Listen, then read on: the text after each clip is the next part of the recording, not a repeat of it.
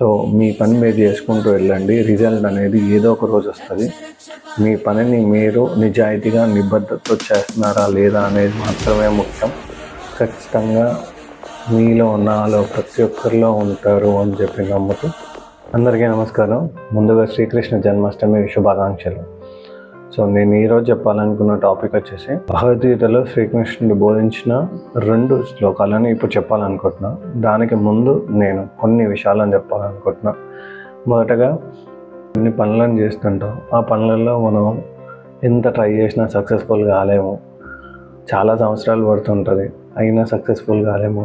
But అలాంటి సిచ్యువేషన్లో ఏం చేయాలో ఏంటో ఏది అర్థం కాదు. అట్లాంటప్పుడు ఈ శ్లోకం వినండి. కర్మణ్యేవాధికారస్తే మా ఫలేషు కదాచన. కర్మల్ని మీరు చేసుకుంటూ వెళ్ళండి, దాని తాలూకు రిజల్ట్ అనేది వచ్చే టైంలోనే వస్తుంది. మీరు రిజల్ట్ గురించి ఆలోచించి పని చేయకండి అని దీని అర్థం అన్నమాట. సో మీ పని మీరు చేసుకుంటూ వెళ్ళండి, రిజల్ట్ అనేది ఏదో ఒక రోజు వస్తుంది. మీ పనిని మీరు నిజాయితీగా నిబద్ధతతో చేస్తున్నారా లేదా అనేది మాత్రమే ముఖ్యం. మిగతాదంతా సెకండరీ. ఫలితం వచ్చే రోజు వస్తుంది. ఆ రోజు ఆనందపడుతుంది, కానీ అప్పటిదాకా కష్టపడుతూ ఉండండి అండ్ ఫోకస్గా ఉండండి అని దీని అర్థం.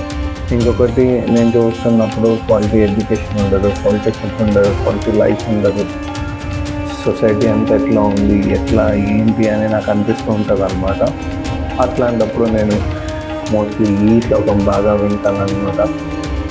యదా యదా హి ధర్మస్య గ్లానిర్భవతి భారత అభ్యుత్థానమధర్మస్య తదాత్మానం సృజామ్యహం. దీని అర్థం ఏంటంటే, ఓ అర్జున, ఎక్కడైతే అధర్మం పెచ్చిమేస్తుందో, ధర్మం క్షీణిస్తుందో ఆ సమయంలో నేను సృష్టించబడతాను అని చెప్పి. So I believe in God. And మీ అందరికీ మరొకసారి శ్రీకృష్ణ జన్మాష్టమి శుభాకాంక్షలు. ఖచ్చితంగా మీలో నాలో ప్రతి ఒక్కరిలో ఉంటారు అని చెప్పి నమ్ముతూ రేపటి రోజు ఇంకో స్టోరీతో